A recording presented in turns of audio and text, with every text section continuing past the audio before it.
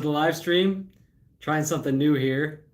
So I don't have any analytics on the audio, and I think, oh, I see. I'm sideways. Okay. All right, I guess I gotta turn it. Okay. Just trying to get it to work a better way here, but it's trying the mobile streaming. So how's the audio, guys, since I'm already into the technicalities? I wanted to read you guys this quote. So I'm going to read you the quote. If it doesn't work, we'll go back and do it again. So you have increased your personal power by purifying your thoughts, actions, and attitudes. When you have done this long enough so that service of the true and good becomes your only goal in life, you come to complete harmony with the universe. As a result, you begin to have a far-reaching influence, shining on others as the sun shines on everything under the heavens. Because your power is so great, it is especially important to maintain correct attitudes and behavior now. Loud and clear. That's great. Thank you, Susan. Thank you. So that is from the I Ching. That was a reading that I got personally recently. It's going to distract me if I have this on the screen. I guess I have to. All right. And it just perfectly encapsulates the way of service. When you have purified your thoughts, actions, and attitudes long enough so that service of the true and good becomes the only goal in your life, you come into complete harmony with the universe. That quote is just so perfect. It's exactly what I believe the way of service does for us. And that's what I've been making the argument for on this channel nonstop. Once you purify your thoughts, words, and actions, right? Thoughts, actions, and attitudes. So everything. When you've purified everything into the way of service, doing good, focusing on doing good in the world, then all of a sudden the universe aligns with you completely. You know, everybody's living their life so that they're working for themselves primarily. Everyone's working for their own goals, their own money, their own outcomes that they're looking for, and they're not thinking about serving the world. And that is the argument of the way of service. If you do serve the world instead, all of a sudden the universe will work together for everything that you're working to do, and your life is going to be so much easier and so much better. And this is what all the masters taught. So I wanted to start with that one. All right, yeah. So welcome to the limbo space between Christmas and New Year's. It's pretty nice, actually. It's kind of like everyone's kind of on vacation, and you're not expected to do anything. We all just got through Christmas. Those of us adults who have to do all the adulting for Christmas, wrapping the gifts, cooking the food, traveling, meeting with family, as we've been doing. Once that's over, it's kind of a nice, I can take a break. And then you have a few days before New Year's, and that's a holiday too. So everybody's kind of in limbo, like not sure. Like I'm kind of like, should I be working? I wasn't sure if I was going to do this stream, but I was like, I got to be doing streams. I got to be putting out content. I'm totally capable of doing it. Even though I'm on the road, I don't have my equipment. It's not a problem, right? So especially in this day and age, we can just use our cell phones, which is literally what I'm doing. Like I said, at the top, you can see I'll be reading and answering all chats. So any chats you guys say, I'm gonna read them. So let's see what we've got here so far. We've got Ian and Susan and Travis in the stream. Welcome everybody. Thanks for joining. Everybody's just saying hi. And Susan says, maintaining correct attitudes can be challenging. I like harmony. Yeah, right. Well, yeah, I think that's the whole point of life. That's why life is not just straightforward, easy all the time. Like maintaining all these things, right? Purifying our thoughts, actions, and attitudes.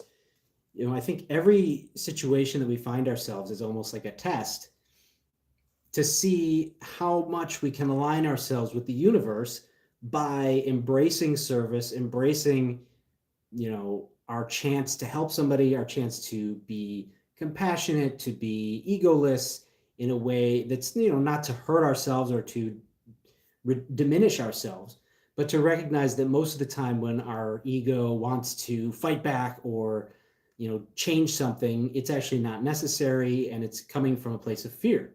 This is another stream we did recently.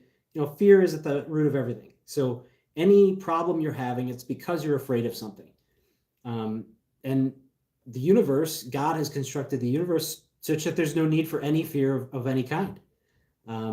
It's interesting. I just released a short about hell, and looking into the actual scriptural description of hell, or, basically what scripture people use to argue that hell exists, that hell is real, is not a solid case at all. It really isn't. If you go look at it, one of the most amazing things to me is that this word hell was constructed well after Jesus's life. It's an English word, but the Greek word is actually Gehenna, which is a place in Jerusalem. Like you can go find it on Google Maps. Like you could go there. You can go to Gehenna, and that's the word that Jesus used. But nobody says that in the Bible. And I mean, I think it's very apparent that they changed that word for a very specific reason. And the later translations did that, because if they left it as Gehenna, everybody would be like, what is he talking about? He's talking about going to Gehenna.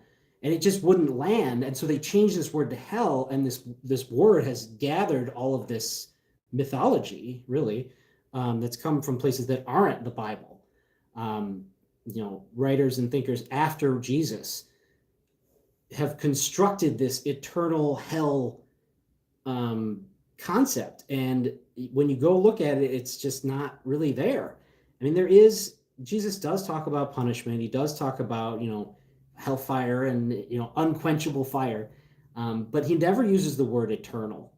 There is a Greek word for eternal, and it's used elsewhere in the Bible to describe God, the properties of God, that God always exists, but it's not applied to these punishments. And the word eternal actually translates to eon or ionos in Greek, which is an age.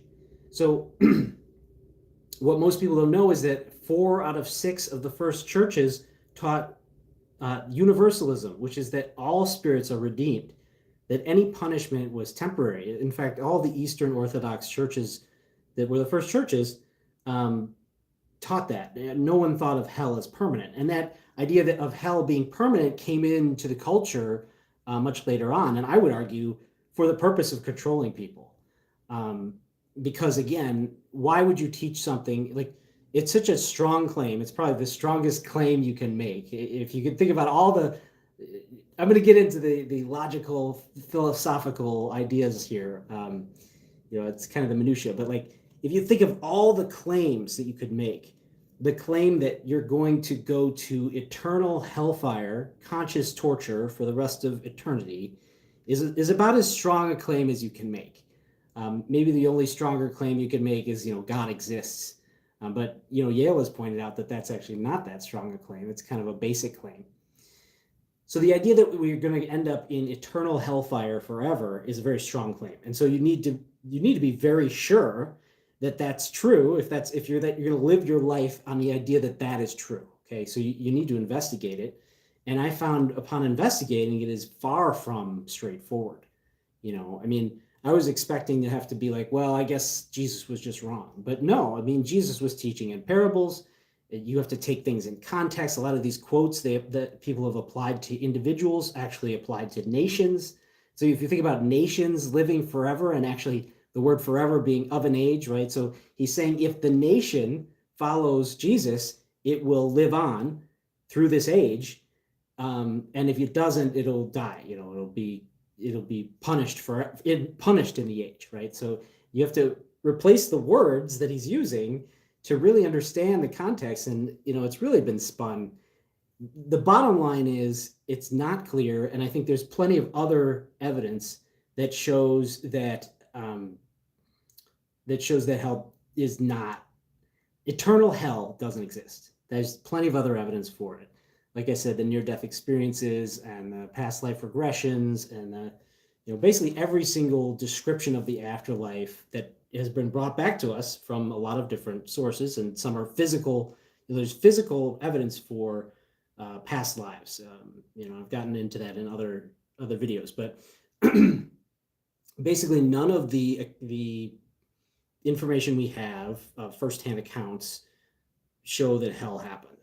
And I get into this in other videos. I don't want to talk about that the whole time. I was excited to read to you guys some of my favorite quotes from some of my favorite books, and just hang out. I mean, I wish I had I should have changed my background. I don't have a green screen, but I could have the nice fireplace and the little dog on the side. Hopefully the dog wouldn't bark, but yeah, that is my introduction for now. Let's see. I've got some chats from Yale and from Susan. God does exist. I met him in 1992. Maybe I'll have to do a video, Mom, where I interview you if you want to. And Susan, my mom, she had a STE, spiritually transformative experience. I forget, was it a dream, Mom? I forget if it was a dream or a vision, but basically she prayed for God to speak to her, and he did. And many such cases, I've read about many such cases. I feel like I've had that experience, not to the level that my mom described. I have had dreams that where I felt like I met spirit guides, and I got some very clear messages, very clear, that helped me in my life. So, a lot of people have those experiences, and I love hearing about them and reading about them and sharing them with you guys. I see Yale is quoting Gehenna. This is very interesting. So Yale says, this is literally the Jewish view on hell. And Jesus was a Jew, so I assume that is what he would believe. Right. That's what I found, actually, Yale. When I was trying to research it, I was like, okay, he says Gehenna. And at first I was like, oh, he's literally just doing a parable, like talking about this place that is cursed. And he's like, don't go there. And so I thought that was very straightforward. But no, the idea of Gehenna did, to the Jews at the time, like you say, Yale, they did see it as a place of punishment, but it was not eternal. And the other Greek word that is also in there, and I don't remember the Greek word off the top of my head, but basically there's two different Greek words for punishment. One is punishment, like retributive punishment to like hurt someone, right? And then the other one is corrective punishment or pruning. And so Jesus uses the word for corrective punishment. So a punishment applied so that somebody learns their lesson. And so if he had access to both words and it was eternal and it's meant to just permanently destroy people or permanently punish people, wouldn't he use that word? So that's interesting. So, okay, right. So as Yale said, let's get back to what Yale was saying. This is literally the Jewish view on hell, and Jesus was a Jew, so I assume that that is what he would believe. The longest it can last is like 10 months, right? And that's what the early churches taught, that it was months. The punishment lasted on the scale of months at the worst. And this is actually confirmed also by near-death experiences. Some people did experience very negative experience where they're basically cut off from God for months. And I talk about this in the short that I just released today. The Jewish mystics described a spiritual place called Gehenna. This is usually translated as hell, but a better translation would be the supernal washing machine, because that's exactly how it works. The way our soul is cleansed in Gehenna is similar to the way our clothes are cleansed in a washing machine. The more dirty, the longer it takes. Wow, see, that's amazing. This is the second time. Yeah, I've got to start reading some of the stuff you're talking about, because it directly describes what I've heard from near-death experiencers. I've heard near-death experiencers talk about going into a place and feeling like the bad stuff in them being burned away.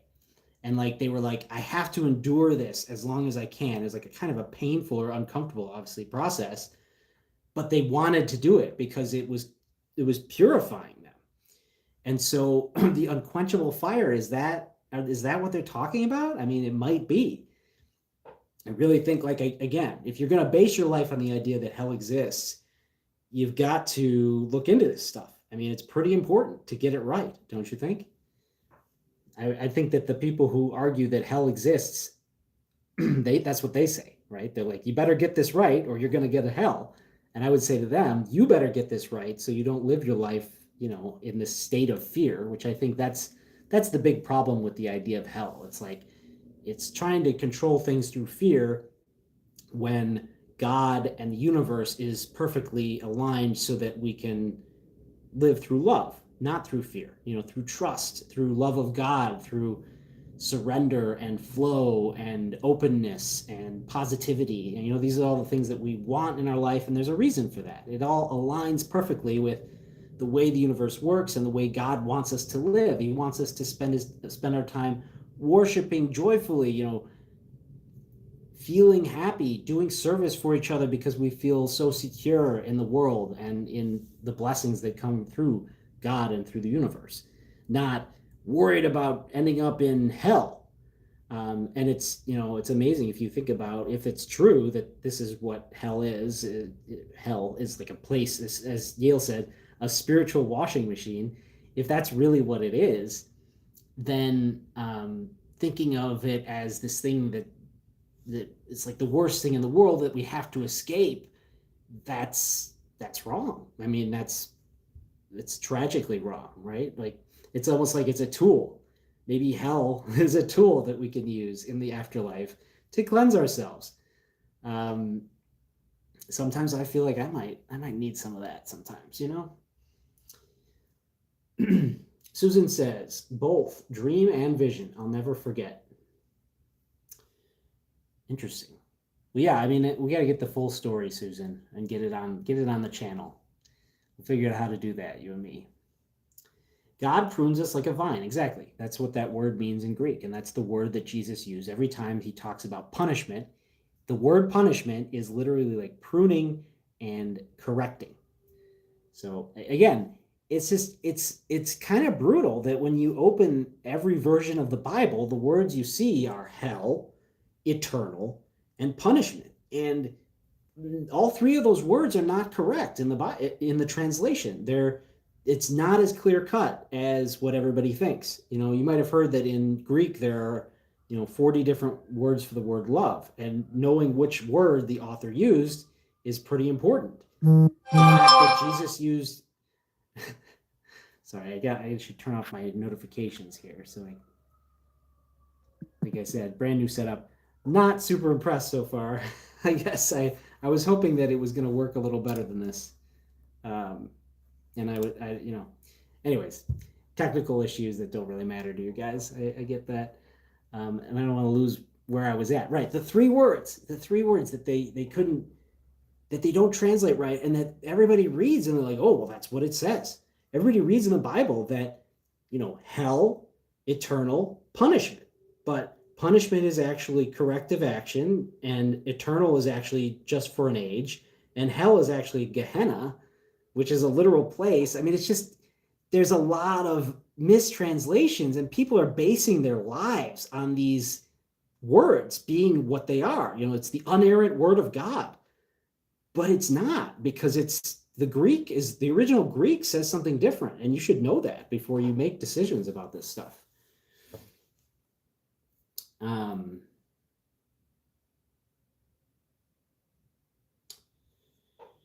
Susan says, my sister-in-law, Miss S, stopped by today, told me Missouri changed her towards God. She said praying to God was better than being a bitch. Oh, jeez. I'm gonna have to find out what the direct quote is on this one. That's amazing. That is a great quote. Praying to God is better than being a bitch. Yeah. Pretty straightforward. Yale says, you can heaven or hell on earth, and that should be the goal. In the end, we all end up in the same place, but the true goal is that God wants for us to make this place better, and then Mashiach will come. And I really think every little thing we do makes the world better, brings us a little closer to that moment. Yeah, I don't know about the Moshiach. I haven't looked into that, but definitely my beliefs completely align with the idea that it's all about what we do in this life.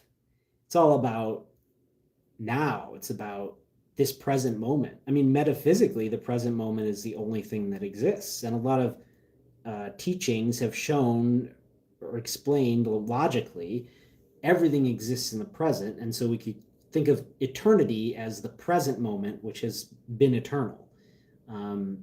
It's kind of getting off into the weeds, but if you understand this, the past is a concept that we have now. So the past is our remembering of the previous present moments, but we have the memory of the past in the present. The future is something we're thinking about in the present that is going to come, but there is never any time that is not the present, right? Every time that we talk about that isn't the present is past or future concepts that we're having in the present. So, so yeah, and I don't think that God and the universe would put us here in this moment, in these opportunities, if they didn't mean something, if they weren't the most important thing, right? Now, I think that's balanced with the fact that we are eternal and that, God loves us forever. Jesus forgave us for our sins, and so we are permanently free. We are free of fearing the permanent punishments. Ironically enough, that goes right against the idea of hell. It's like, I think ultimately we are all saved, right? But it might take one person longer than another to get to that point, but ultimately we all are, and that's why I think there's no need to fear these things. But yeah, the present moment, exactly. We'll talk more about that soon, I'm sure.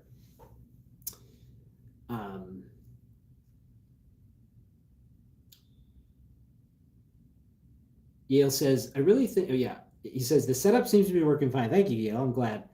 I think it's good audio and video, which is really what matters, right? I'm just annoyed because there's things I want to tweak and play with, but I don't have any options, but it doesn't matter that much.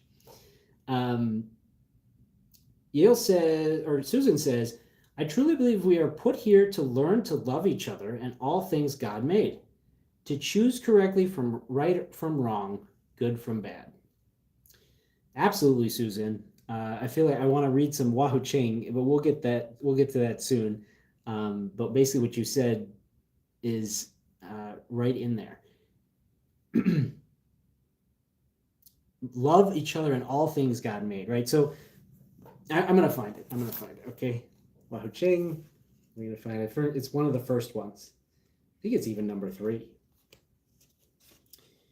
You can see it almost. You can almost see it.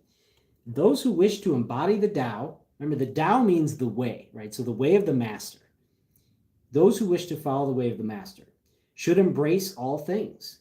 To embrace all things means first that one holds no anger or resistance towards any idea or thing, living or dead, formed or formless. Acceptance is the very essence of the Tao. So that's what I thought of when you said that, Susan, that to love all things that God made. We told, I wish I could play music on this stream, but I'm always worried I'm going to get a copyright strike. But there's a great song, you guys can look it up, and the Kifness made a remix of it, but it's a little African boy singing a song, and it goes, Lord, I thank you for sunshine, thank you for rain, thank you for joy, thank you for pain. And it's such a good song because, obviously, it's, thank you for pain, thank you for rain. All these things really do serve a purpose, and that is the highest level of wisdom. As you said earlier, Susan, it's hard to maintain a correct attitude, but if you can say thank you for these difficult things, then you're really starting to understand what God wants for all of us. Even the painful things in our life serve some purpose, and usually it's because there's some lesson that you need to learn, and it's not easy to learn lessons all the time. Sometimes I'm like, God, how many more times do I have to admit that I'm wrong? I was wrong. And if you want to keep growing, you just have to just keep admitting it. I think maybe for all of eternity, no big deal.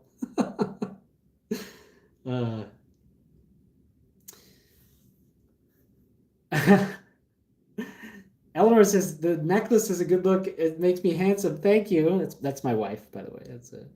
And thank you, Ian. I don't know if Ian you're still here, but Ian just gave me this necklace just a couple days ago. So it was a great Christmas gift. Thank you, Ian, for that.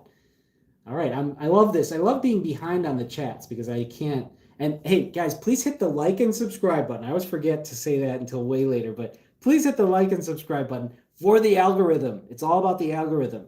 Doing that shows YouTube that you like it and you think people should watch, and so that gets it in front of more people. But yeah, I was saying I love being behind on the chat because I have so many chats to respond to, and this is why I do it live, so I can talk to you guys. And again, like I said today, I have no preparation, and it was funny because I always I've tried to avoid doing preparation on a few streams just to see what it's like, and I always end up doing preparation because I'm excited about the ideas, and then it ends up taking up a whole day of work. And so maybe if I do these streams without preparation, I'll be able to put out more content for you guys. Let me know what you think in the chat and the comments if that's something that you would like, or if you like the prepared streams also, or as much. So yeah, I'd love to do more work, but it's tough. It's tough sometimes. All right. Where was I? Yeah, Yale says the problem with the Bible is most people for a long time relied on others to tell them what it said, and people are fallible. Yeah. And also, literally, the Bible is mistranslated in a lot of versions. And I used to be doubtful of this. I was like, oh, what does a word here or there mean? But I mean, you look into hell, like I said, if you look into the scripture on hell, it's pretty important to get it right. And they didn't get it right. They didn't get the nuance. There's nuance to the words eternal and to the word punishment and to the word hell even. So pretty important, because there's also Hades, that is referenced in the New Testament, and then there's hell or Gehenna, and they're different, and they're in different contexts. So you really have to study it yourself. And like I said, I really don't think it stands up to scrutiny that hell exists. So it's important to look at. So it's not just other people telling people, and back in the day when people couldn't read, it was probably even worse, right? I mean, we're talking about the Dark Ages, and this is when Jesus taught. He taught in the Dark Ages. So I think that's another reason that Jesus used such punishment language, was because that's what people understood, and that's what got through to them. He was talking to an audience of people that were very much motivated by fear, and he wasn't going to change that overnight. So he was just like, hey, you don't want to go to hell? Do these things right. Maybe, and I think the rest of his message is about love and God's forgiveness. So that's also obviously important. And how do you reconcile that with the idea of hell? I think it's been a big problem for Christianity, and it doesn't have to be. And I think if Christians can get over this idea of a permanent eternal hell, threatening people with it, they're going to do a lot better. They're going to be able to spread the message of Jesus way, way better, way more easily.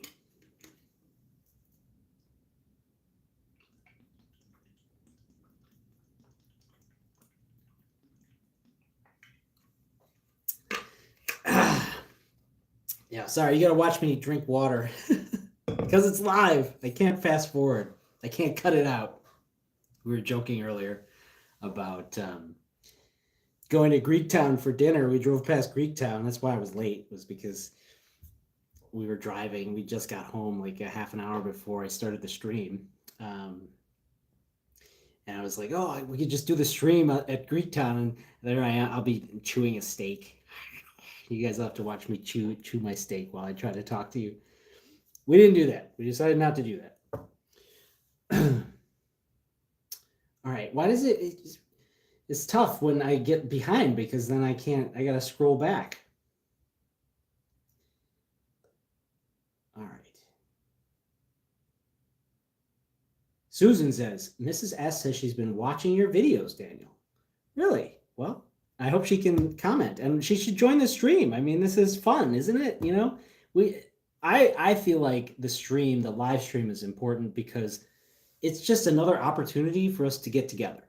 And I'd love to get together physically and in real life. And, we do, basically all of my viewers I know in real life, which I love that you guys want to watch the stream. It's like, I feel like I'm actually providing value to people that I love and I want to provide value to. So, but anyways, it's just another chance to hang out, right? Yale says Mashiach is Messiah. Right, I know that. But yeah, our viewers might not. So if you're a Jew, you think a new person will rise. If you're a Christian, you think Jesus will come back. Right. Yeah, and people argue about this stuff, and it's just not important. I mean, both groups believe that God will send, the most powerful messenger or his son, whatever it is, to save the world. And they're like, well, mine is right and yours is wrong. And it's like, you're missing the whole point. God wants you guys to get along. And I really do think the evidence shows that all religions point to the same thing, and eventually we'll all understand this. The Yuga cycle theory really, I think, proves this in a lot of ways. Totally another subject. I need all sorts of diagrams and PowerPoint to show the Yuga cycle for people who don't know what I'm talking about. But basically, the idea is that there was every single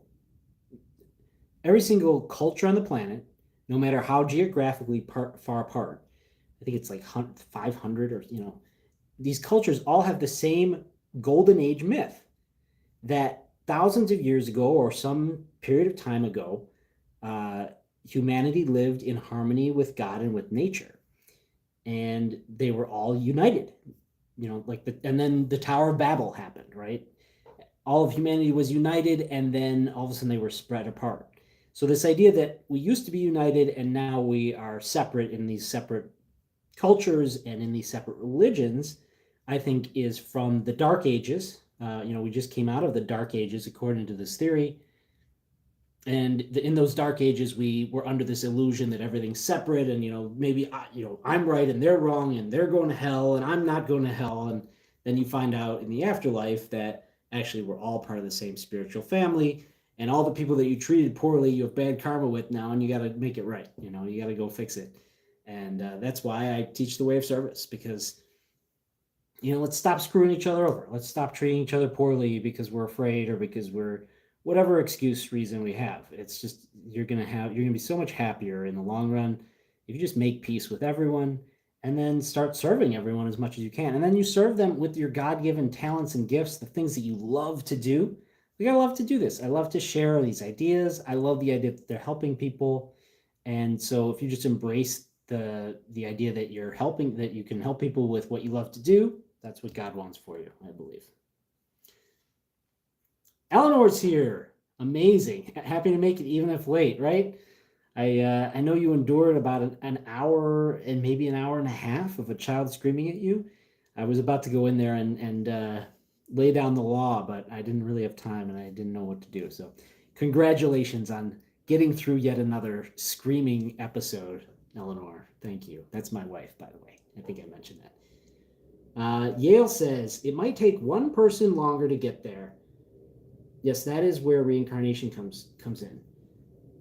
It might take, did I say that? It might take one person longer to get there. Oh, yeah, it might take one person longer to get there. Yeah, exactly. Yeah. And I think the evidence for reincarnation is incontrovertible. I don't know, foolproof. But even without it, the idea is that, in heaven, heaven is infinitely times bigger than earth. And the amount of time we spend in heaven or in the spiritual world is probably infinitely longer than the time that we spend on earth. And so we can grow there as well. We can learn lessons there as well. So the idea that this life is all that matters is not true, but it is also true that it is all that matters right now, because this is where you are. So there's no reason to just only think about what you're going to do when you get to heaven and ignore your life here. That's not what it's about. Susan says, hi, Ellie.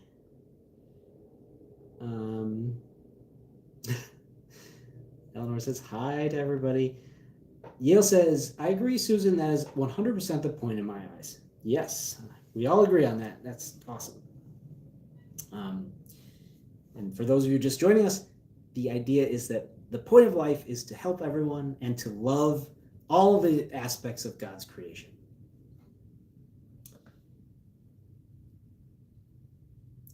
Play spirits.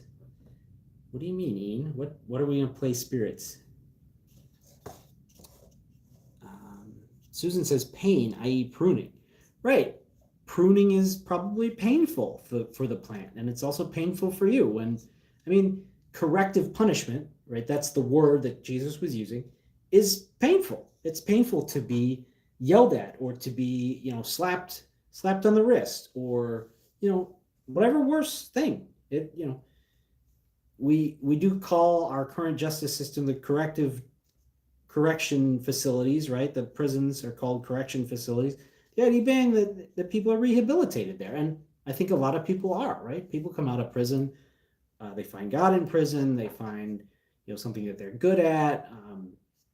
So we think of prison as this awful place, and I'm sure it's pretty awful in a lot of ways, but it is also, it's supposed to be corrective. And that's what Jesus was talking about. Yale says, all this pain is just the rain for all the seeds in your soul. I have listened to that song, Yale. It's on my list. Yes, that's a great song. Oh, Eleanor, thank you. It's great having my number one fan in life. My wife and my mom compete for that position. Right now, I don't know. I've got this little fan indicator. I think you guys can see it, right? Susan has the number one fan. Eleanor has the number one fan. But then Eleanor has the number two fan. So it's like whoever sends more messages, I think, gets the number one. So you guys can fight over that. That's fine. Yes, Yale, it is from a great song. The Rain by Ty. Susan says, no preparation, doing it on the wing. Wings of angels. You have a good old soul, Daniel. See, there's my mom buttering me up too. Thanks. Thank you, Mom. Yale says, no prep is great because it's a natural flow with no way to try to shoehorn anything. Yeah. And thanks to you guys for chatting, because I would not be able to just wing it by myself. I could, but it's like, am I just going to rant for an hour? So thanks to you guys chatting, it makes it way more fun. Oh, you guys are, so because I'm catching up, you guys, I asked you the question about if you like the format. So you guys are saying you like both the preparation and the unpreparation. The steak stream, right? And I'm sure there's somebody's got 1 million views on them chewing on a steak. I guarantee it, on YouTube. Eleanor says, maybe you could do every other week prep and no prep. Yeah, it's a new year, right? I can do something totally new. I'm going to change things up. I've learned a lot in the year. Haven't made as much progress with the channel, but also I kind of changed strategies like 3 or 4 times. So like I said, start ugly in the beginning of the year. It's more important to start, which is what I did. And it's way more fun this way.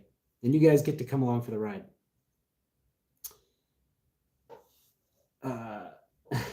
Susan says, I thought you said birth. She thought Eleanor said, I like birth. Yeah, who doesn't like birth? But giving birth, maybe not as much.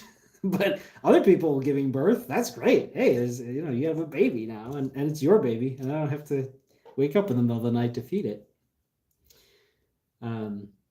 But that is also wonderful, as we know, having children. Although traveling with children during the holidays, sometimes it's a little bit something. Eleanor says, LOL, it's Susan. Yale says, if God wanted all of us to believe the same thing, then he wouldn't have made the world like that, right?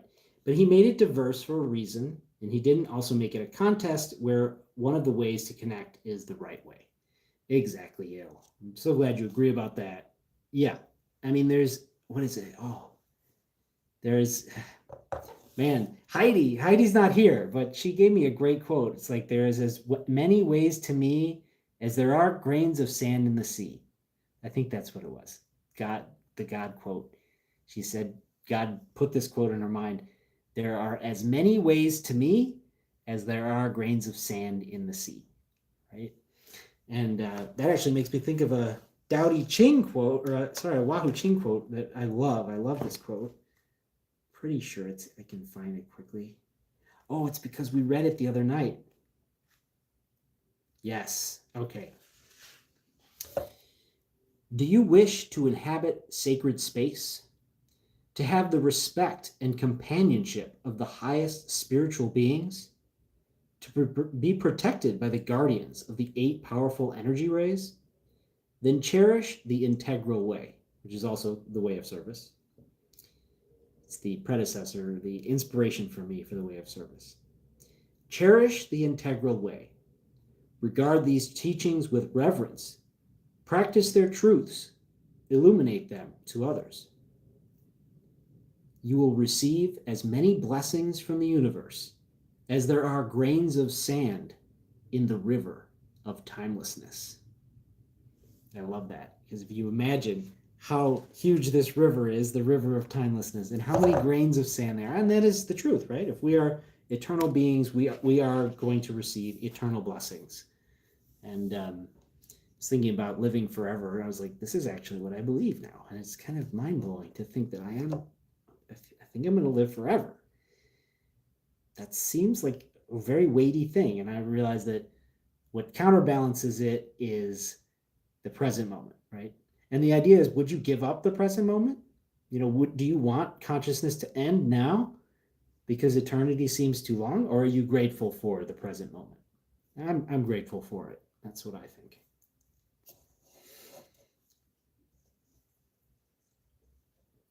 Oh, there's the timer. All right. Eleanor says, re-screaming.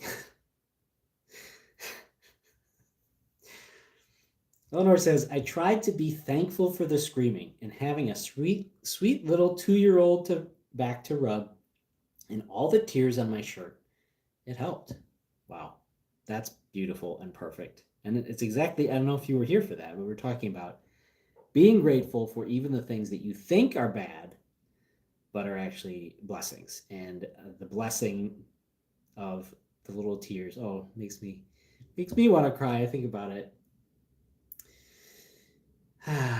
Yeah, I did have that thought, it's like, he's 2 years old. What are you going to do? He's just going to scream and be upset about it. And all you got to do is love him and take care of him. Eleanor says, we have a difficult relationship we are in the midst of. What do you think of the impulse to mete out justice to people who are really a-holes? Yeah, that's interesting. I feel like every time I've done that in my life, when I look back on it, I kind of regret it. I've definitely gave people what was coming to them, and it just I kind of wish I didn't. It's like, it's not my place. And did I actually help the situation? I mean, maybe I taught him a lesson, maybe, but I think in a couple of cases I was very vindictive about it. And I remember in high school, I feel like I ruined one kid's social life because he betrayed me. I mean, he kind of screwed me. He was talking, he was basically spreading rumors about me. But I think what I did was kind of extreme. So yeah, I feel like when we tread into that, actually, I don't have a Tao Te Ching.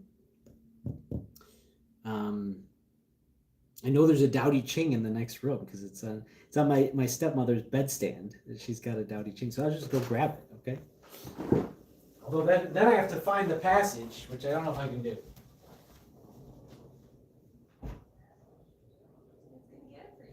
Oh.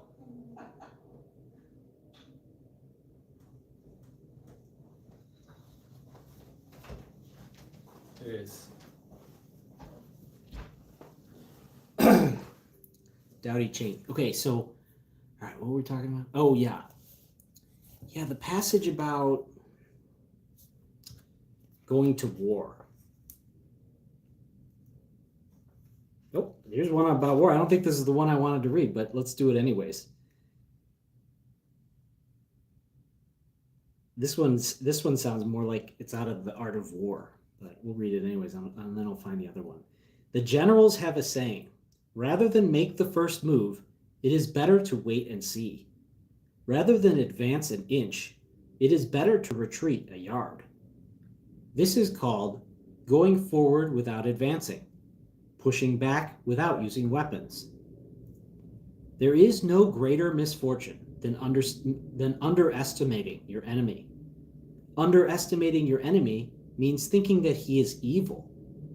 Thus, you destroy your three treasures and become an enemy yourself. When two great forces oppose each other, the victory will go to the one that knows how to yield.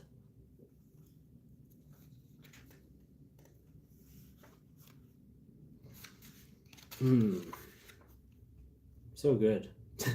These books are so good. I can't recommend them high enough. I've handed out 50 of these in my life, just to tell you, okay? And also, this book is the second most published book in the world.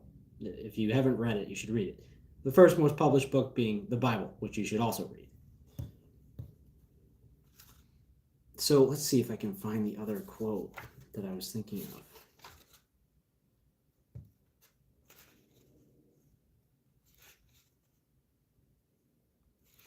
This is not going to be easy, is it? Because there's 81 passages. But I know them so well that I can almost find it just by glancing through. I really just need it would be faster to just search it. Let's search it. All right. Tao Te Ching passage about weapons. 31.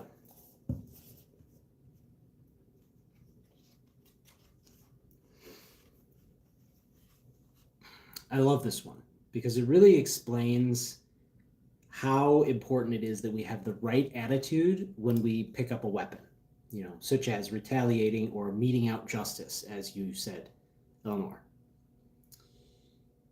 Weapons are the tools of violence. All decent men detest them. Weapons are the tools of fear. A decent man will avoid them, except in the direst necessity, and if compelled, will use them only with the utmost restraint. Peace is his highest value. If the peace has been shattered, how can he be content? His enemies are not demons, but human beings like himself. He doesn't wish them personal harm, nor does he rejoice in victory. How could he rejoice in victory and delight in the slaughter of men? He enters a battle gravely, with sorrow and with great compassion, as if he were attending a funeral. It's such a good passage.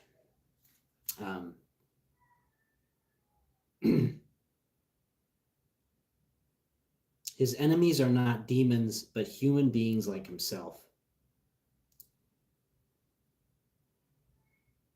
A decent man will avoid weapons except in the direst necessity, and if compelled, will use them only with the utmost restraint. I think it's become very popular in this day and age to mete out justice, right? To give people what's coming to them.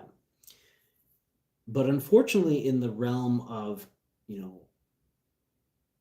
killing people, in the world of war, this is also done.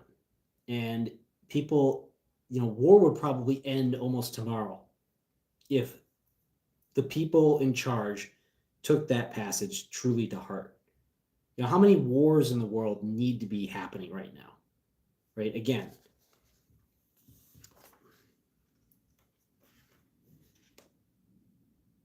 weapons are the tool of fear. A decent man will avoid weapons except in the direst necessity.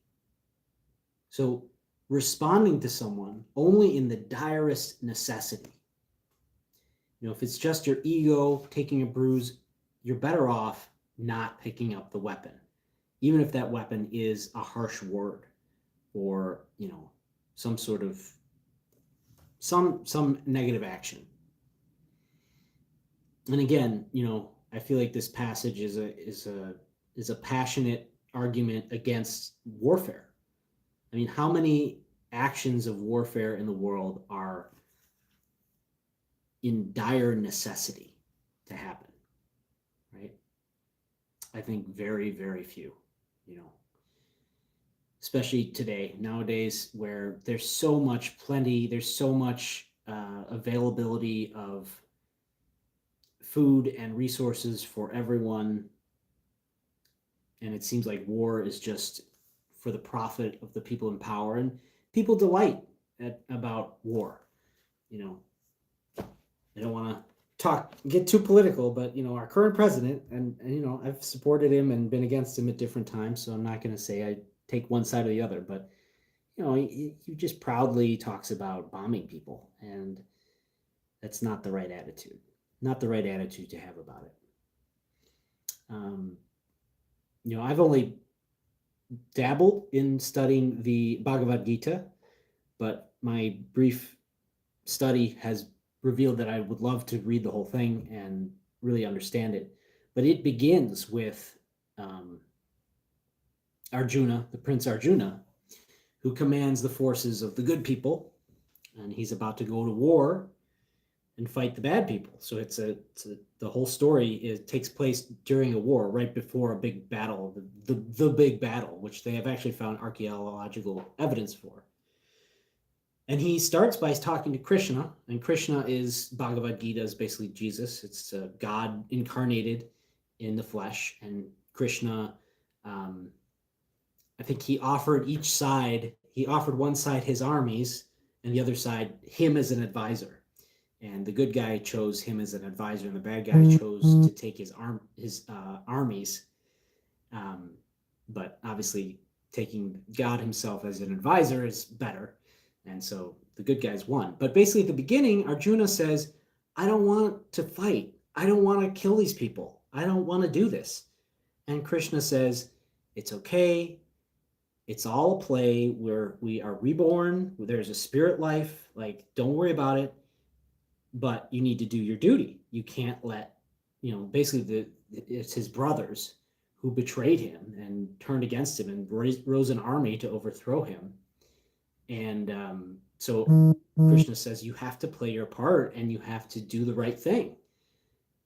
But, you know, the Prince Arjuna has the right attitude about war. He's like, I don't want to do this. These are my brothers, you know. My enemies are not demons, but human beings, just like myself, right? All right. I think we covered that pretty good. So thank you for the question, Eleanor. I hope that was helpful.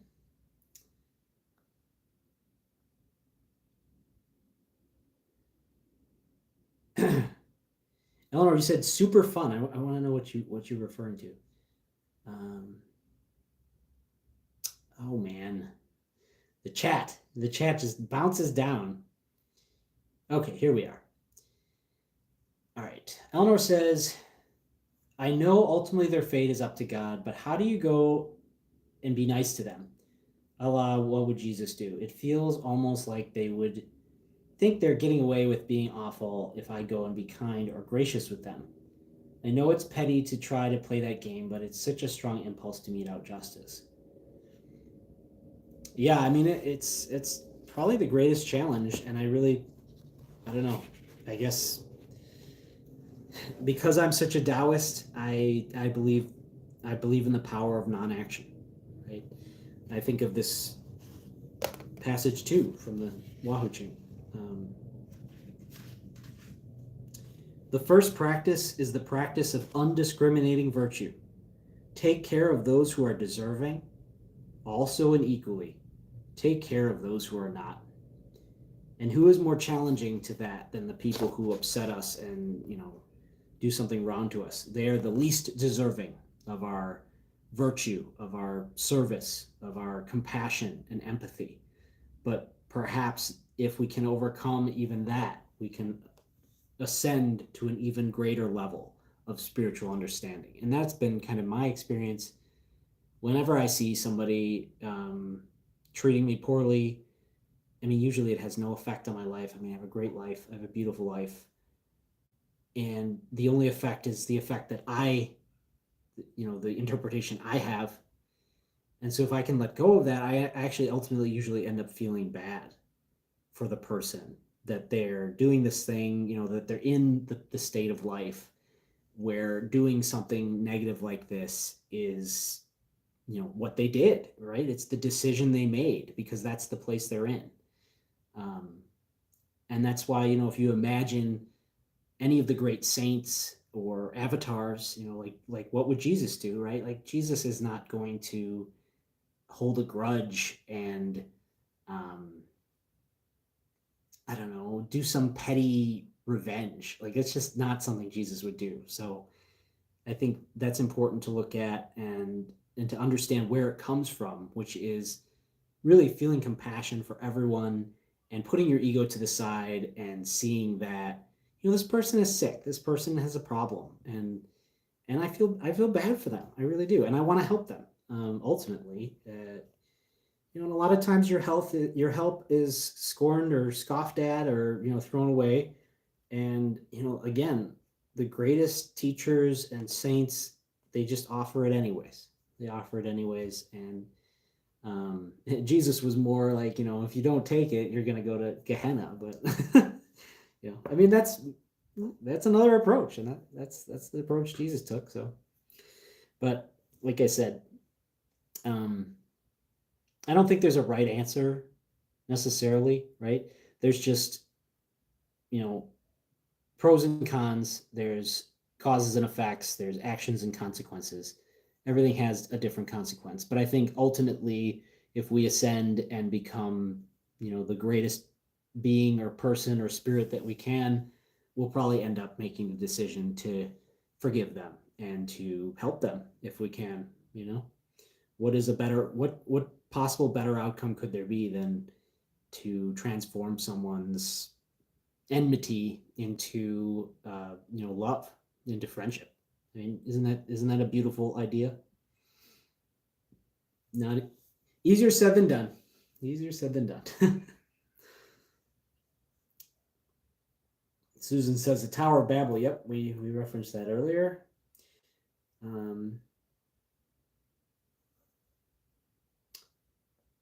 Be thankful for everything. Interesting. Yeah. Eleanor says, I asked that question in response to the stream theme as she understood it, to be thankful for everything. Yeah. Yeah, that has been a theme here. It's pretty good. Timothy says, I like the format. Yeah, I mean, is it the camera angle? I always wonder if maybe that's part of it. It's like I'm like only 3 feet from the camera right now. I think a lot of streamers do it this way, so maybe that's the way to go.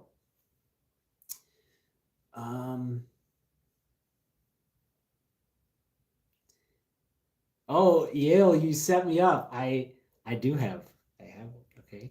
Yale asks, do way of service people have a name? Wayists.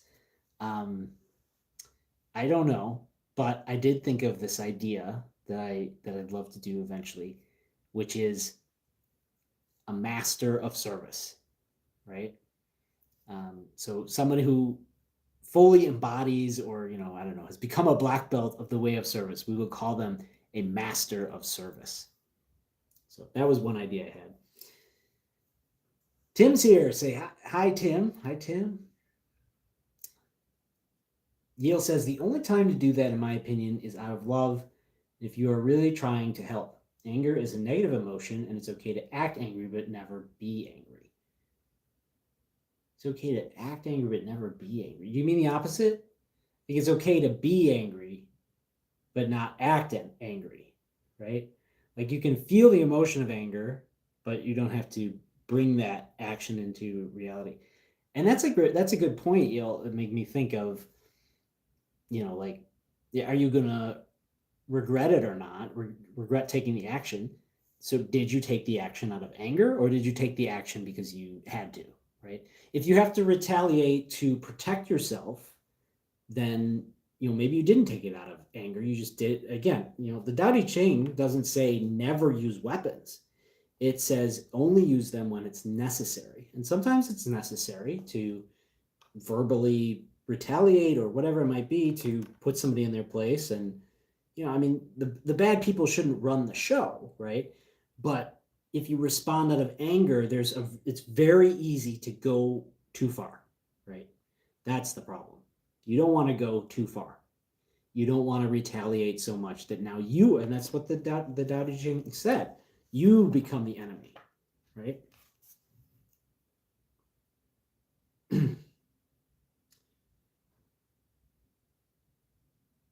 What was it, the other one? It was the random one that I accidentally opened to. Yes, right. Underestimating your enemy means thinking that he is evil. Thus, you destroy your three treasures and become an enemy yourself. I think the three treasures are the mind, body, and spirit. But you become an enemy yourself when you believe that someone is evil and thus take up weapons against them. Treat them like a demon instead of a human being, underestimating your enemy, thinking they are evil. And so you become evil, ironically enough, right? Judge not, lest ye be judged, because that's how that works. When you apply that judgment to someone else, that judgment is reflected onto you. And if you're honest with yourself, you'll see that that's what happens.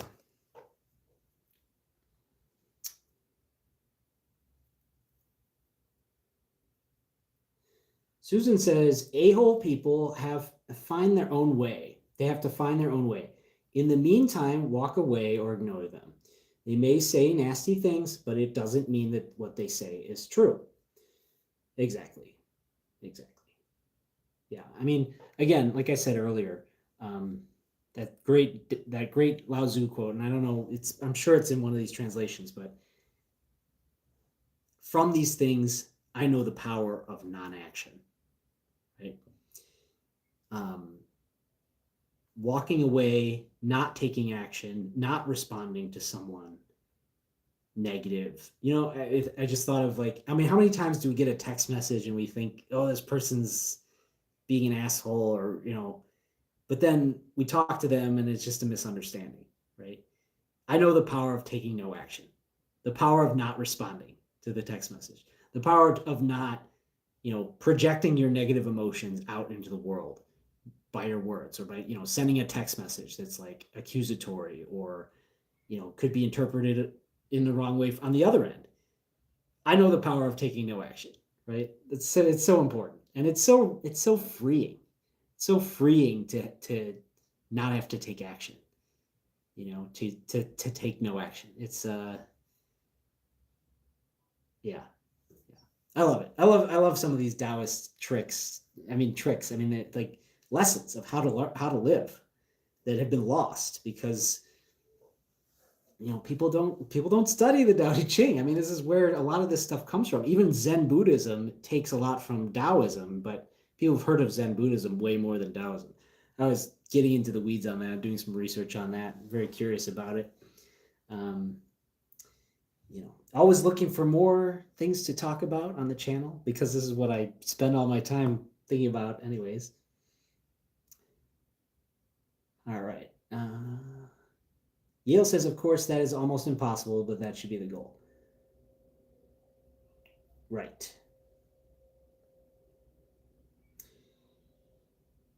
Yielding is a deep point. Right. Yale says the Lindy effect is a concept where the future life expectancy of non-perishable things like ideas, technologies, books, or cultural practices is proportional to their current age. The longer something has survived, the more likely it is to continue surviving, as longevity implies resilience against change and obsolescence.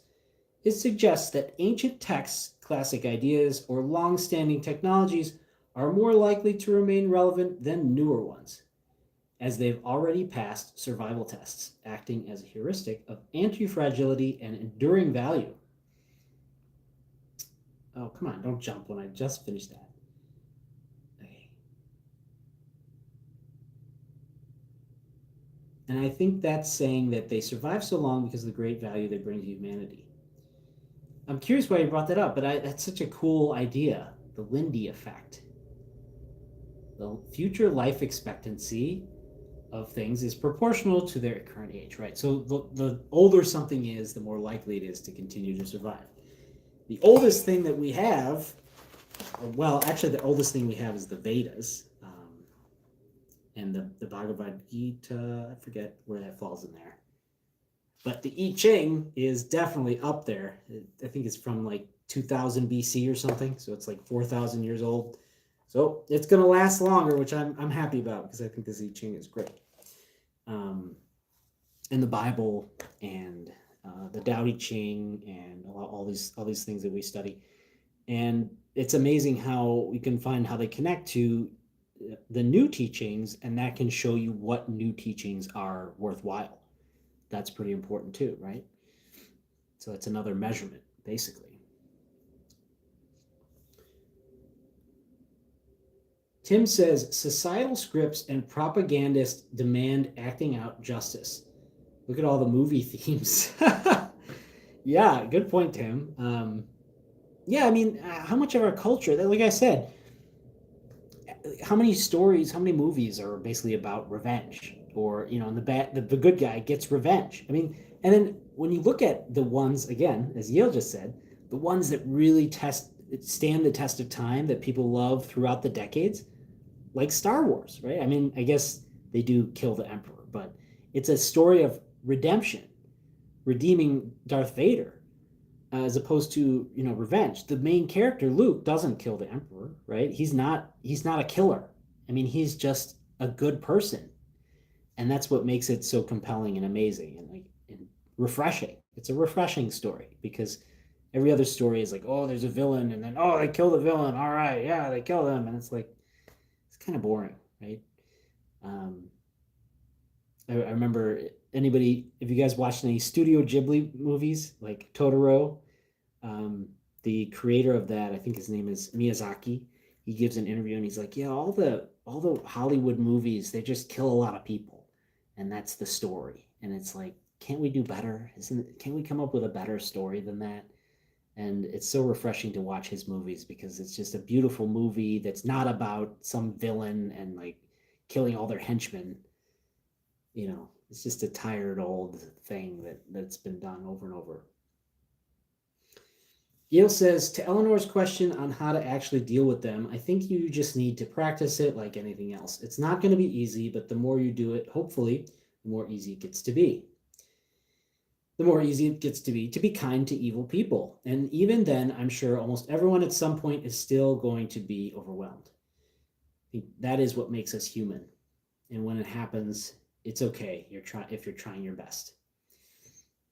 Oh, no, you don't mean the opposite. Okay, I'm gonna have to go back to that in a second. But first, I want to respond to this.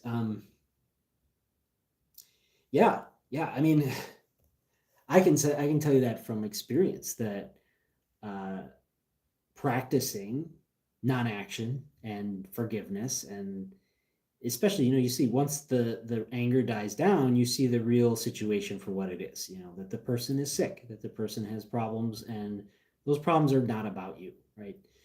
There's a great book, The Four Agreements, and one of the four agreements is don't take anything personally. You know, what other people are doing really doesn't have much to do with you. It has 100% to do with them, the fact that their life is difficult, the fact that they have a lot of fear in their life, that they have false beliefs that are causing them to act this way. And that's their problem, and maybe you can help them. And when you think of it that way, you'll have compassion and empathy for them. And it's a practice, though. Because if you don't practice it, you practice the opposite of judging people and, you know, being retributive, you know, taking revenge. That'll be your perception of these situations. You won't be able to see the higher perception. That's kind of how it works when we take the negative action or take the lower vibration action. We don't have access to the higher level thinking about it. Okay, Yale says, I don't mean the opposite. So it's okay to act angry, but never to be angry. Oh, I see. So you're saying you act angry to teach someone the lesson, but you're not internally angry. That's interesting.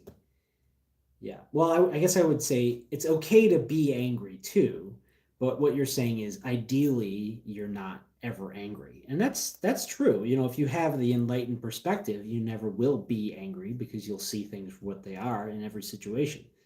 And then you're acting angry to teach a lesson or to, and I do that with my kids for sure. I get mad at them, not because I'm mad. I did that today. The kids were being really awful, like screaming at us. And I responded very harshly, but I didn't really feel angry in the moment. So I know what you mean, Yale. That's true. But again, it's like it's a practice, and you better be sure that you're doing it the right way. I think some people might listen to that and think, oh, well, when I was angry, I just did it because I was teaching a lesson. But if they're honest with themselves, they weren't actually, like they were doing it for the wrong reasons. So I think it's really important to analyze that all the time. And again, if you're not sure, just take no action, right? It's just better. Or wait to take action before you do something stupid that you're going to regret. Hit that like and subscribe button if you haven't hit it already. For the algorithm.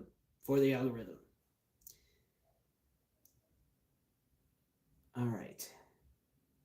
He doesn't mean the opposite. Okay, that's where it was. Yale says, oh, you're explaining. You can act angry like to punish a child. Yeah, that's what I said. But you should be calm inside and not actually angry when you punish it. You should do it out of love. Right. You should try to avoid being angry at all times. It's never positive in my eyes. Yeah, I agree, but I think what I'm trying to say is it's natural to be angry. I think anger, like any negative emotion, is really something that will help us learn where we have false beliefs. We're angry because we're afraid that, the situation is going to lead to something really bad for us. But, if you trust God and you trust, your life and you trust doing the right thing, that you won't be afraid, and so you won't be angry. So it's really instructive. I think our negative emotions are very instructive. Timothy says the camera angle seems more personal. Yeah, I understand that. Yeah. A lot of things. Learning everything, learning all the things, right? Lindy effect was relevant to all the books you mentioned. That's why I brought it up. Yeah, many books like that have existed, but few endure. Many books like what? You mean like these books, or different books? I made it to the end of chat. We've been going for 1 hour and 12 minutes. That's pretty good. Hopefully I'm all right. And if I get the hook, did hear a child screaming a minute ago. So I need to go parent. Maybe Eleanor will let me know. We'll keep going for a little bit. I've got the energy, and I think you guys seem to be still with me, so that's great. Yale says, exactly, the more you trust God, the less you'll be angry because you understand everything is a blessing, even if you don't see how. Right. Yeah, and I feel like when you practice this, like we're saying, when you practice this as a part of your life, you'll see it. You'll see it more and more when you have time and this perspective. You'll start to see, oh, that's why that happened. That's the lesson, and this is how I contributed to that situation, and here's how my response could have been better. And then when you start doing more positive responses, you'll see my positive response resulted in this positive outcome. Again, everybody's coming at these decisions from a place of fear, and it's just unfortunate.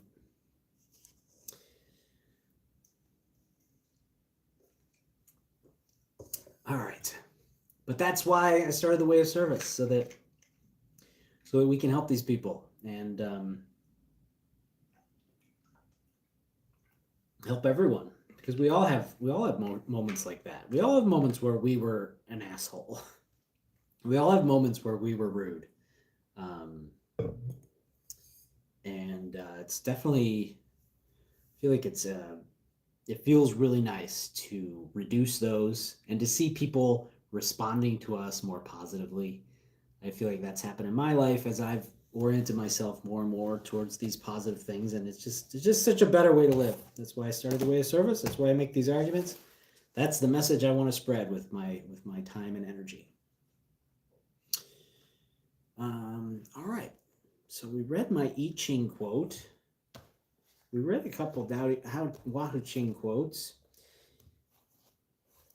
You know, I wanted to just read some Hua Hu Ching to you guys because this book is so succinctly perfect to me. And I feel like if I just read the beginning to you guys, you'll start to understand why I hold it in such high regard.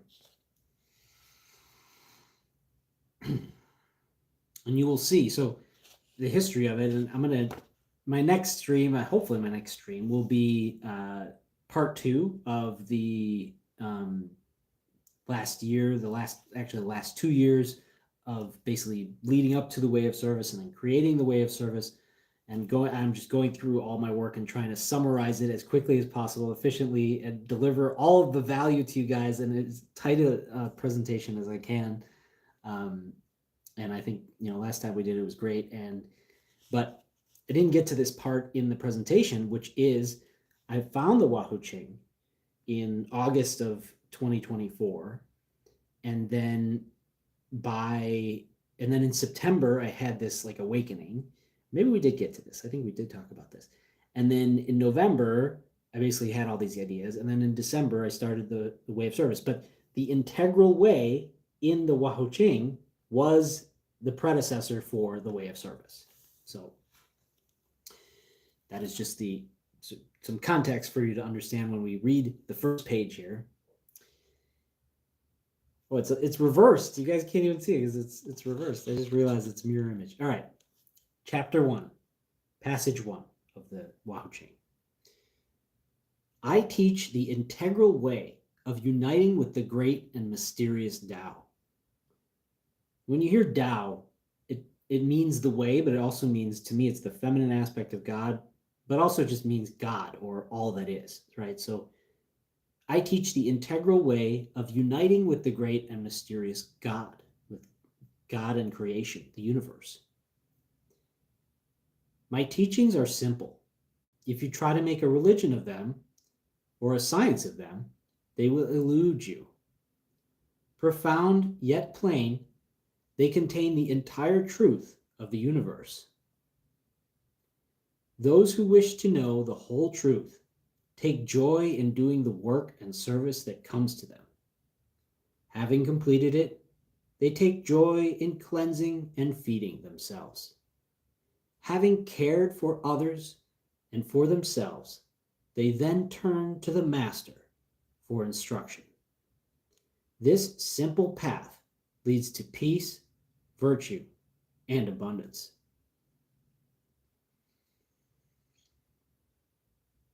So let's just go back and analyze this a little bit.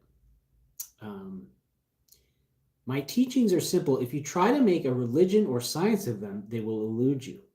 This is similar to the first passage of the Tao Te Ching, which more people have read. This is Lao Tzu's more famous work. The Tao that can be told is not the eternal Tao. The name that can be named is not the eternal name. In other words, we cannot put the full truth into words. And the Hua Hu Ching is saying that similarly.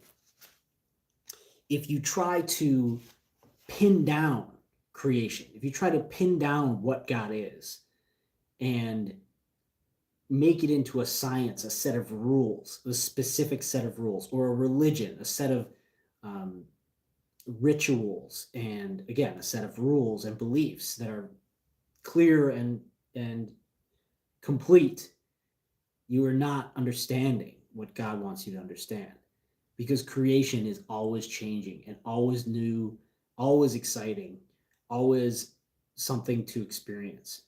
So when he says don't make a religion or science of it, he's saying don't limit your understanding of it by trying to put it into a box. And I love this next paragraph. Those who wish to know the whole truth take joy in doing the work and service that comes to them. Is a very simple way of saying, do what is obvious and be simple in your life. Don't seek out, all these things that you need to do. And it's funny because I feel like I'm kind of doing that by creating this, but it should come naturally, right? Do the work and service that comes to you.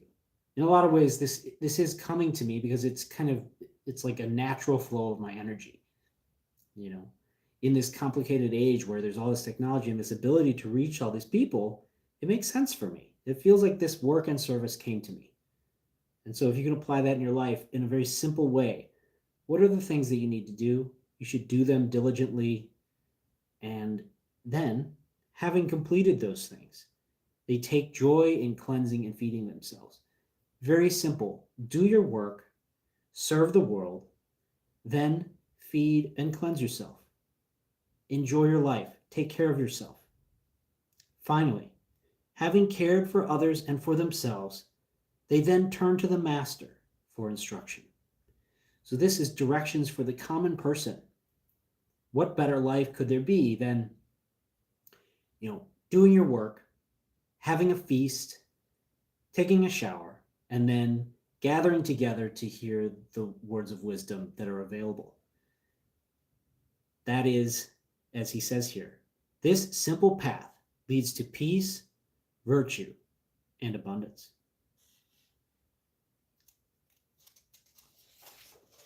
And we actually read passage 3 earlier, so now passage 2. So that was passage 1, passage 2. Men and women who wish to be aware of the whole truth should adopt the practices of the integral way. These time-honored disciplines calm the mind and bring one into harmony with all things. The first practice is the practice of undiscriminating virtue. Take care of those who are deserving. Also and equally, take care of those who are not. When you extend your virtue in all directions without discriminating, your feet are firmly planted on the path that returns to the Tao.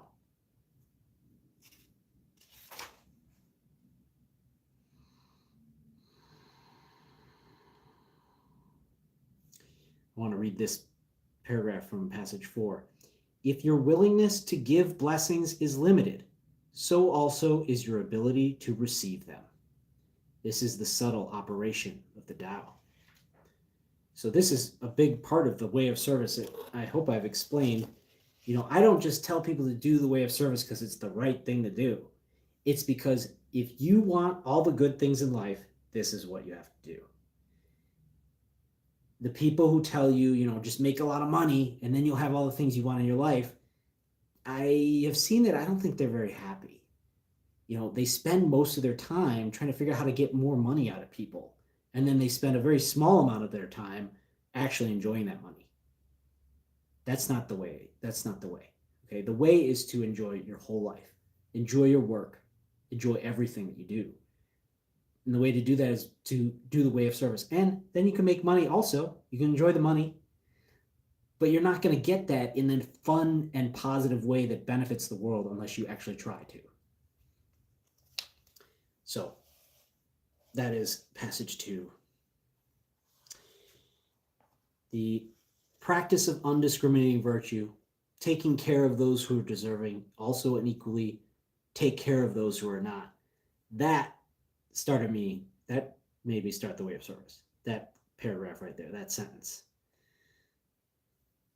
Realizing that, I'd spent so much time kind of condemning the people who've done bad things. We talked about that earlier.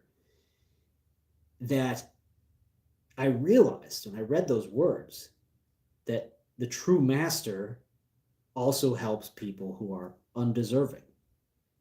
Because the undeserving are the people who need your help the most. There's a quote in the Tao Te Ching. It says something very similar. Let me see if I can find it. Oh, I don't even have to look it up because I know what number it is.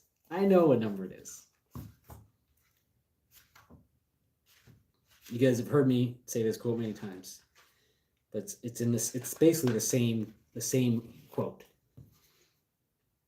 What is a good man but a bad man's teacher? What is a bad man but a good man's job?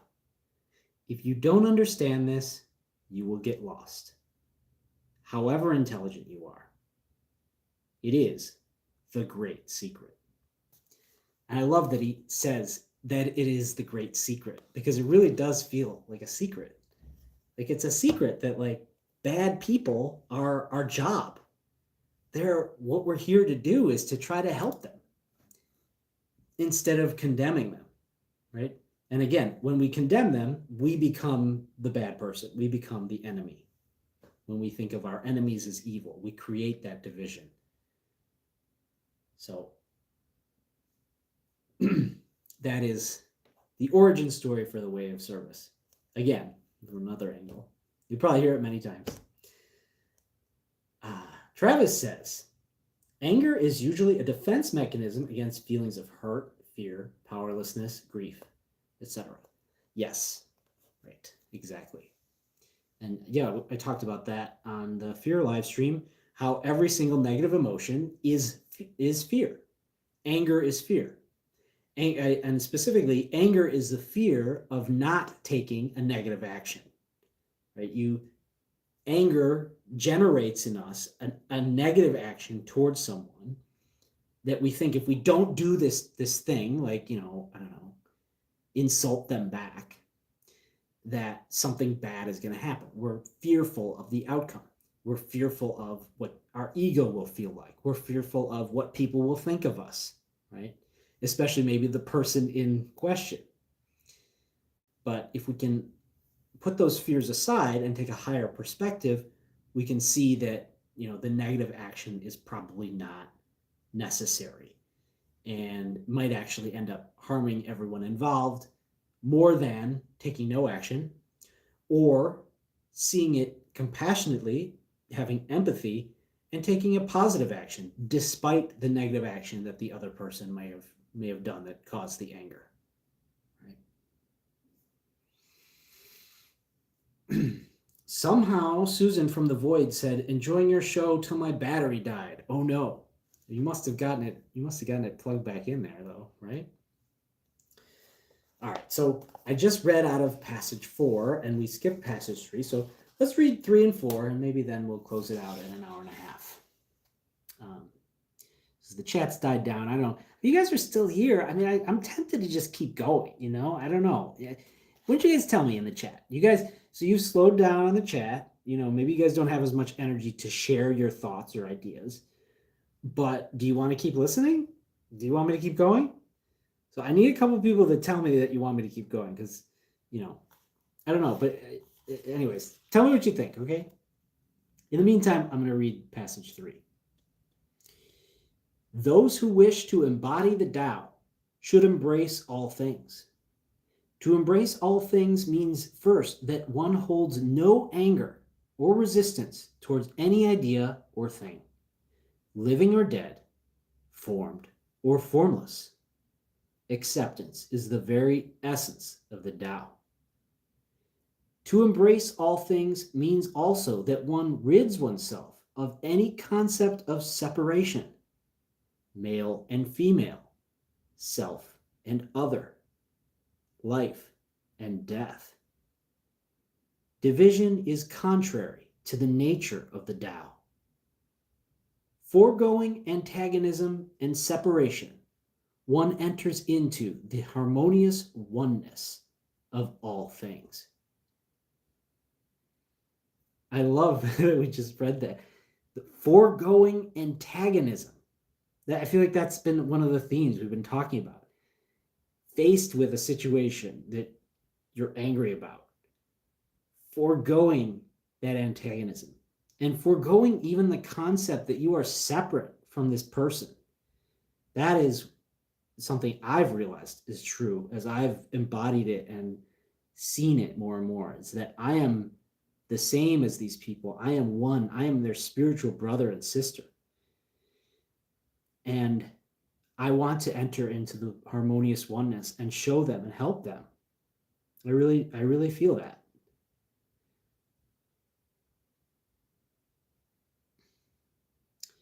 So to embrace all things means first that one holds on to no anger or resistance towards any idea or thing, living or dead, formed or formless.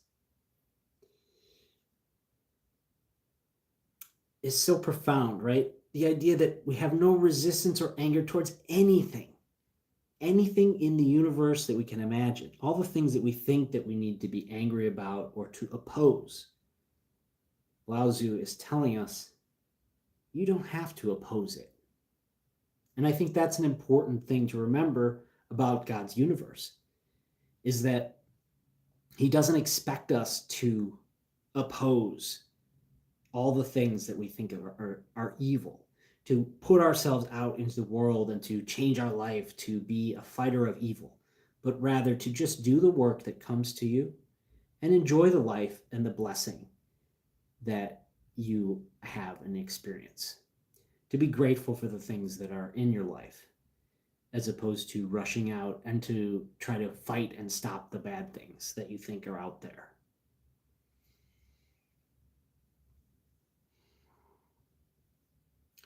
That harmonious oneness of all things is something that I really do experience in meditation. And the more that I study and practice all of these ideas, something that I feel. So I deeply appreciate these words. Yale says he wants to keep going. Susan says, Jesus said, I am here to heal the sick. Interesting, right? The spiritually sick, even. And Travis says, you were reading. Yes. All right. Well, we'll keep going then. We'll see how I feel in another 10 minutes or something. I did want to read through passage 4 at least, and I don't know if we'll end up reading the whole thing, but you guys can't see the whole thing like that. You could read this whole thing in like an hour. I mean, maybe 2 hours. I don't know. All right, let's read chapter 4 or passage 4, because I quoted it earlier, and I think you guys will appreciate it even more in context. Passage 4. Every departure from the Tao contaminates one's spirit. Anger is a departure. Resistance, a departure. Self-absorption, a departure. Over many lifetimes, the burden of contaminations can become great. There is only one way to cleanse oneself of these contaminations, and that is to practice virtue. What is meant by this?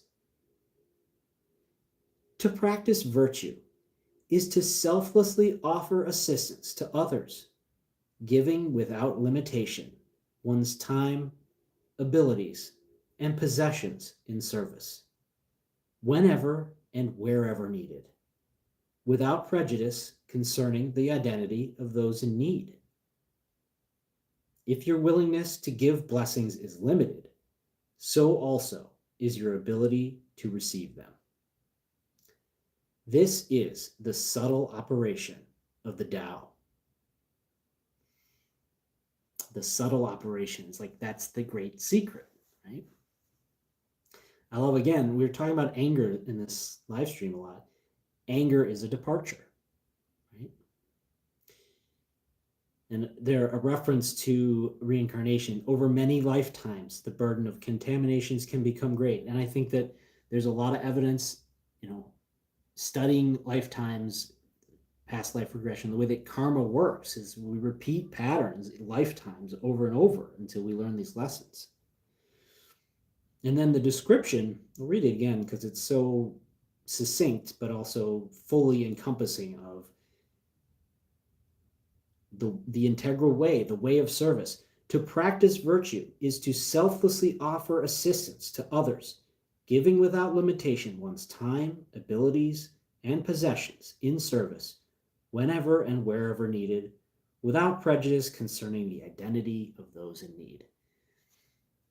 That is powerful.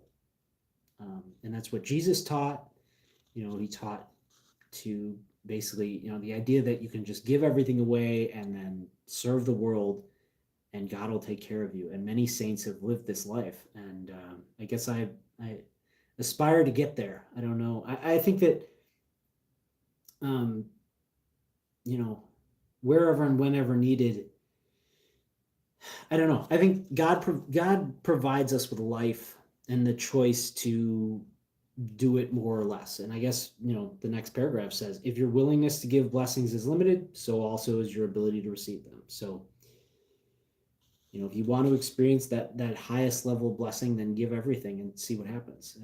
And tell us, come back and tell us in the comments if you remember. I'm trying to do that more and more, and I hope I'm doing that with this channel. But that is a very challenging paragraph in some ways to me. The idea of giving everything away all the time is a little scary, I guess. Or I don't know if scary is the right word. It's like then what happens to my life? Like I don't know. Tell me what you guys think in the chat.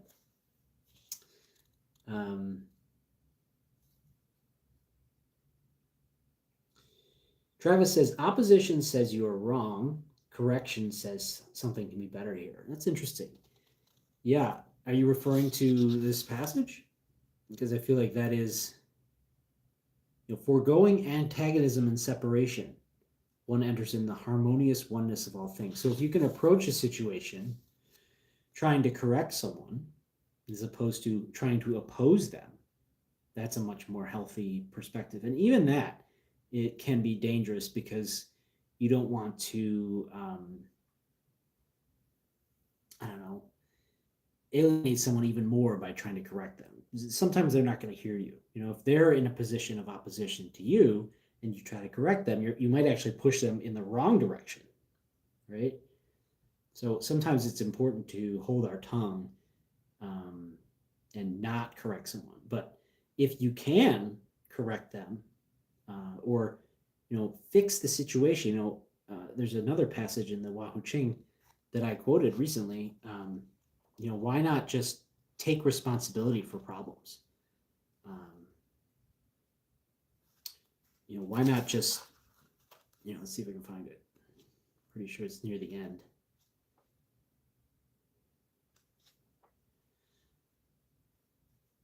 What number was it?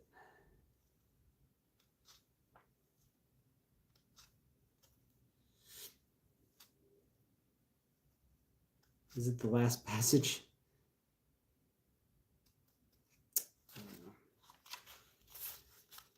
I can't Google this because, or maybe I can.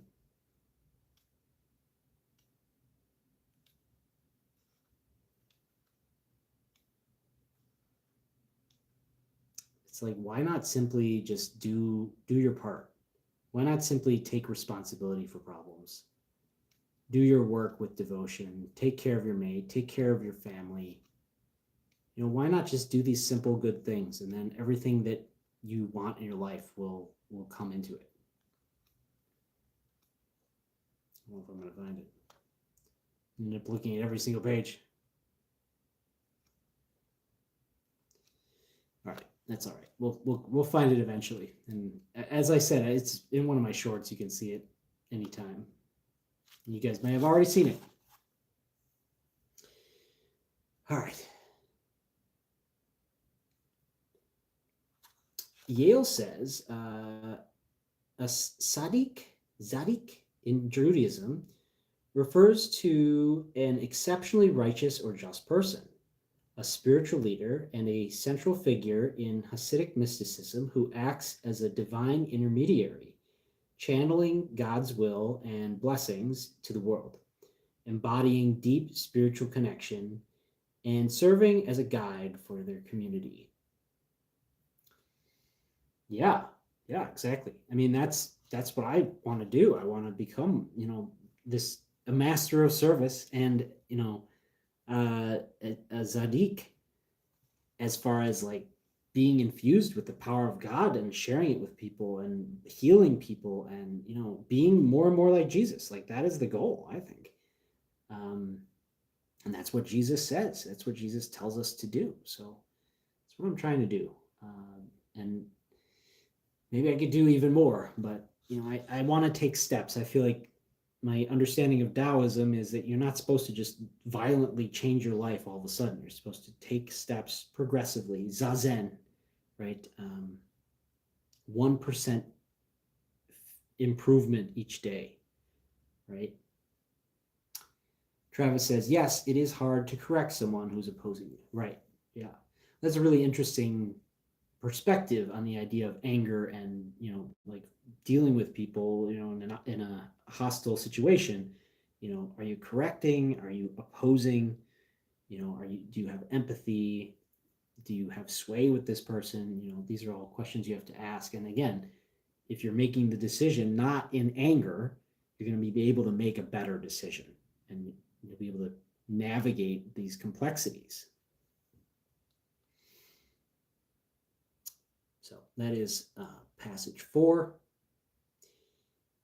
Passage 5 is such a good one, especially if those of you who can see the stars, like maybe Travis, can you go see the stars for us? Because I can't here. We haven't even seen the sky in days over here in the greater Chicagoland area, but down by where we live, there's plenty of stars. And so this passage is beautiful. Passage 5. Do you imagine the universe is agitated? Go into the desert at night and look out at the stars.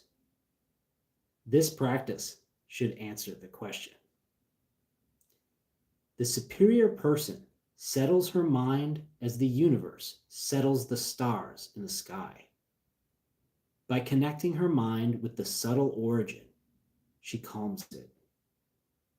Once calmed, it naturally expands, and ultimately her mind becomes as vast and as immeasurable as the night sky.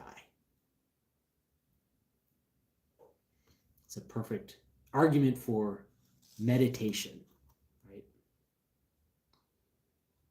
Settle your mind as the universe settles the stars in the sky.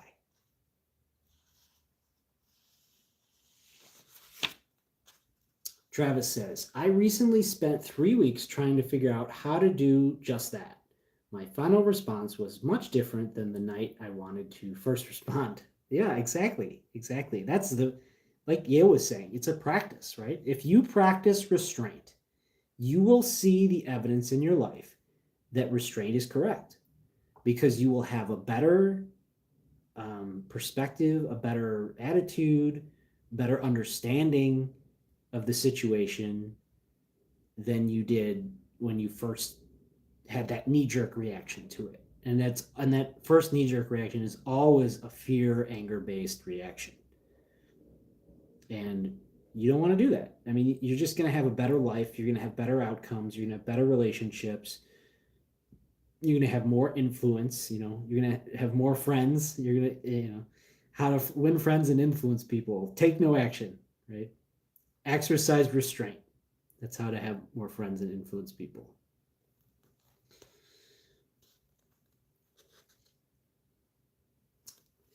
Yeah.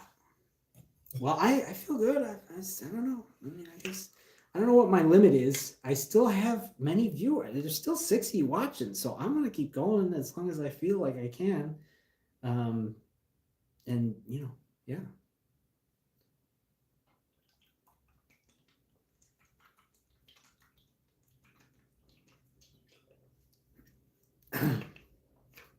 I still have water. Still plenty of water, so. Okay,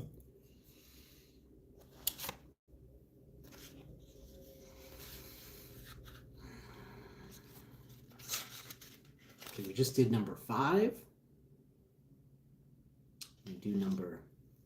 Oh, Travis, thank you. Thank you for look at the stars for me, okay? He says, yes, amazing right now. Such a blessing to see the stars. Passage 6. The Tao gives rise to all forms, yet it has no form of its own. If you attempt to fix a picture of it in your mind, you will lose it This is like pinning a butterfly. The husk is captured, but the flying is lost. Why not be content with simply experiencing it? It's funny because I like want to explain this to you guys. I'm like, how do I explain the Tao, right? How do I explain it? And it's like, can you just feel it right now? Can you just feel the present moment? I know Travis can. When you look at the stars, it's very powerful. That's why I teach the elements, you know? Just drink water, go out, breathe fresh air, ground on the earth, and get sunlight into your eyes. It's fire.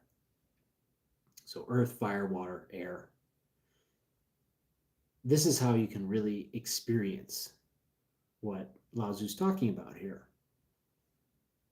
So he is once again basically saying when you try to pin down what the Tao is, when you try to pin down what God is, you will lose that concept. You will lose your connection to the concept of God. You will lose your connection to the Tao.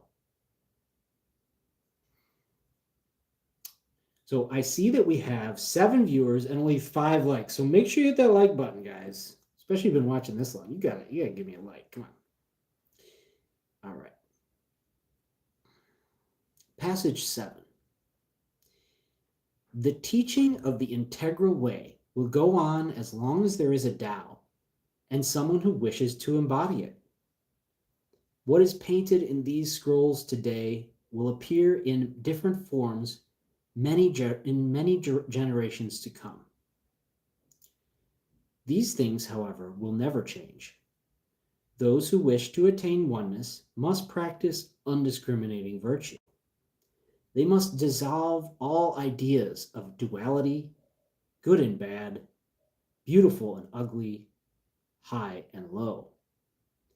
They will be obligated to abandon any mental bias born of cultural or religious belief. Indeed, they should hold their minds free of any thought which interferes with their understanding of the universe as a harmonious oneness. The beginning of these practices is the beginning of liberation. I don't know about you guys, but I feel liberated when I hear that. I love the harmonious oneness. It's such a beautiful feeling that I have when I meditate on these words and when I feel the truth of them. I love the idea that, even when, and this work was destroyed. It was destroyed in every copy of the Hua Hu Ching was destroyed during Mao's Cultural Revolution, but the text was passed down through oral tradition and then recreated for us, a few decades later. And, the idea that the truth never changes, even if all the books were burned and all the followers were killed, these truths would be rediscovered. And that is very reassuring to me.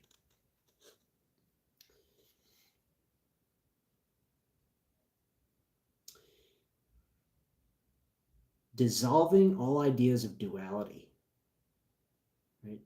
I feel like this quote, right? So those who wish to attain oneness must practice undiscriminating virtue, and they must dissolve all ideas of duality. To me, that is another way of saying Jesus is taught what Jesus taught, which is love God with all of your spirit and all of your heart, and treat your neighbor as you would treat yourself.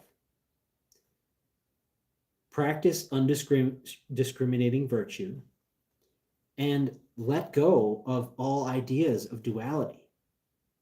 Loving God, being one with God, right? Being one with God's creation, being eternally grateful for being a child of God.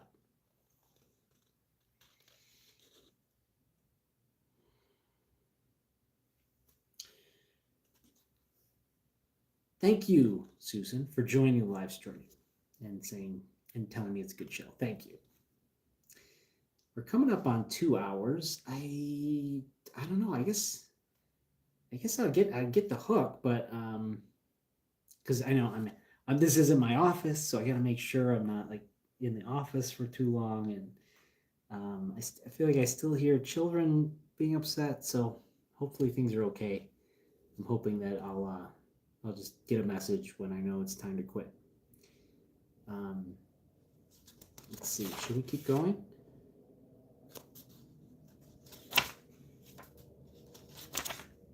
I mean, these passages are so good and so short and so packed with information. I guess the next few are kind of short, so let's see how we can do. Passage 8. I confess that there is nothing to teach. No religion, no science, no body of information that will lead your mind back to the Tao. Today I speak in this fashion, tomorrow in another, but always the integral way is beyond words and beyond mind. Simply be aware of the oneness of things. This reminds me of the last thing we just read, which is, this is the beginning of liberation. It is so liberating to understand that Lao Tzu is not saying these words are the most important words and you have to understand this exact idea. It's more like, just practice the right things and you'll understand these things. There is no specific thing that you have to do. You just have to live your life the way that it's supposed to be lived. And only you can know that, and only you can do that, right? That's something that I love about Lao Tzu's teachings and Taoism. Passage 9. He who desires the admiration of the world will do well to amass a great fortune and then give it away. The world will respond with admiration in proportion to the size of his treasure. Of course, this is meaningless. Stop striving after admiration. Place your esteem on the Tao. Live in accord with it. Share with others the teachings that lead to it, and you will be immersed in the blessings that flow from it. It's an interesting passage about not seeking admiration, not seeking wealth and fame, but rather to live your life simply and to follow the path that is there for you, that God presents to you. And to not be looking for some sort of praise from the universe, praise from other people besides your understanding of the Tao, your connection with God, and your peace of mind.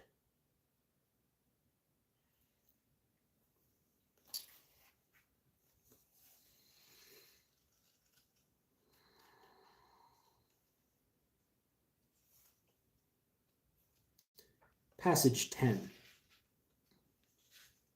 It's a cute little birdie right there. The ego.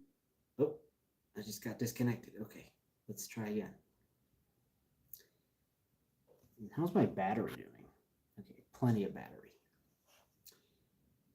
Passage 10. The ego is a monkey catapulting through the jungle, totally fascinated by the realm of the senses. It swings from one desire to the next, one conflict to the next, one self-centered idea to the next. If you threaten it, it actually fears for its life. Let this monkey go. Let the senses go. Let desires go. Let conflicts go. Let ideas go. Let the fiction of life and death go. Just remain in the center, watching, and then forget that you are there. A great passage of teaching you how to meditate and how to escape what we talked about, these fears in our lives. All right, I've decided that I'm going to quit at 14 at the most, and these passages are very short, and I feel like my ability to give you guys explanations is kind of petering out, but I will just read it to you so you can enjoy them, and then we'll close it out, okay? Passage 11. Does one scent appeal more than another? Do you prefer this flavor or that feeling? Is your practice sacred and your work profane? Then your mind is separated from itself, from oneness, from the Tao. Keep your mind free of divisions and distractions. When your mind is detached, simple, quiet, then all things can exist in harmony, and you can begin to perceive the subtle truth. I love this line. Is your practice sacred and your work profane? It's so perfect because so many people's lives are like that, where they work to make money, they work a job that they don't believe in. Maybe they do things that they wouldn't do if somebody wasn't paying them, right? And it's because their practice at home, right, their family life or their spiritual life, they think of as sacred, but their work is profane. And so in their life is separated. They have separated their true spiritual nature, their true spiritual existence from the majority of the work that they do, the majority of the time they spend in their life.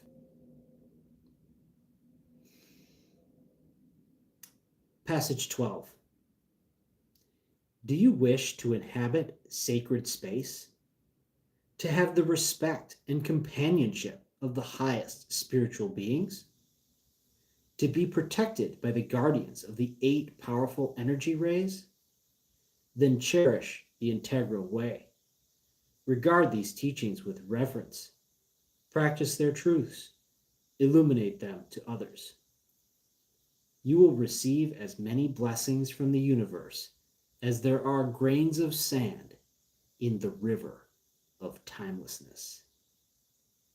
We read that one earlier. What's fascinating here is the respect and companionship of the highest spiritual beings. And I think later on, he talks about how when we practice the way of service, the integral way, we gain the attention of these higher beings. And they say, hey, this one actually wants to do the right thing. Let's give them some help. And so that's where I think these blessings come from, obviously from God, from Jesus, but also all the saints and all the spirits and the spirit guides and all the ascended masters. There's thousands, millions of them. And they lend us their power. They start paying attention to our lives when we follow the way of service. And what other argument do you need? Don't you want that? Don't you want to gain the respect and companionship of the highest spiritual beings?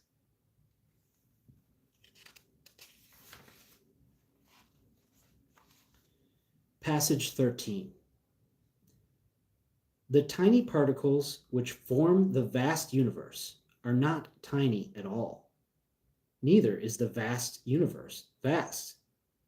These are notions of the mind, which is like a knife, always chipping away at the Tao, trying to render it graspable and manageable.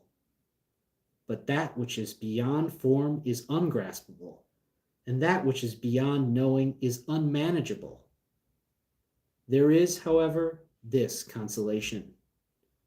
She who lets go of the knife will find the Tao at her fingertips. This reminds me of a Tao Te Ching quote I gotta find here. Tao Te Ching.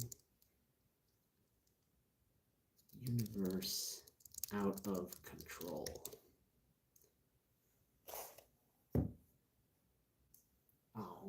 Come on, give me the passage.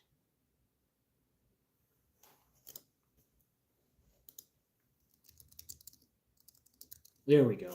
Got it. Chapter 30. That's so funny because we just did 31 when we looked it up. The master does his job and then stops.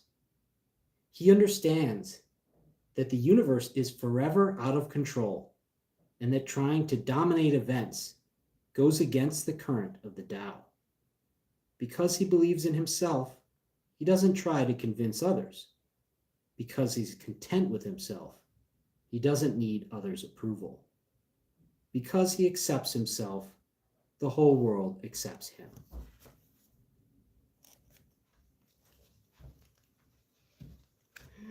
Oh. Oh.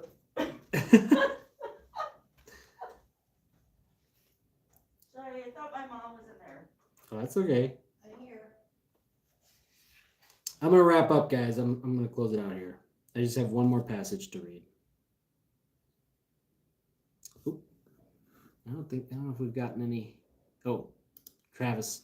Travis says, separating your work from what inspires you is a surefire way to drain your motivation for excellence. Exactly.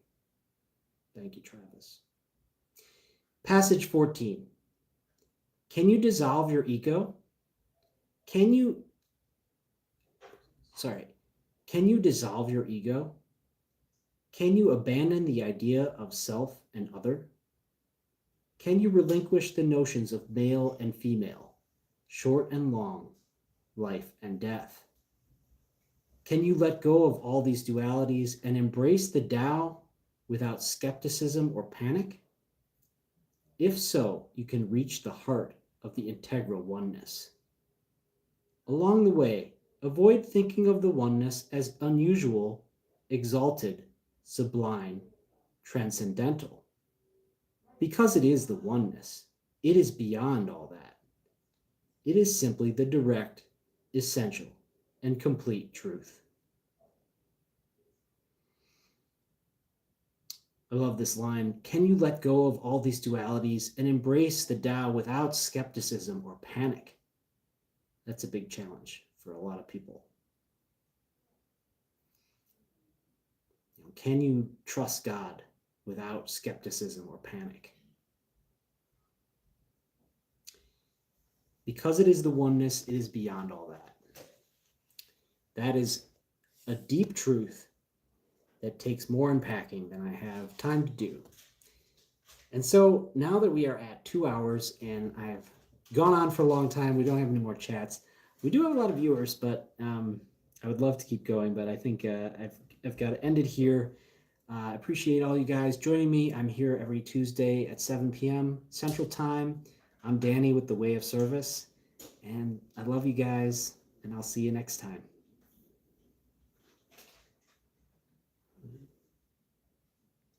How do I end the stream with this thing?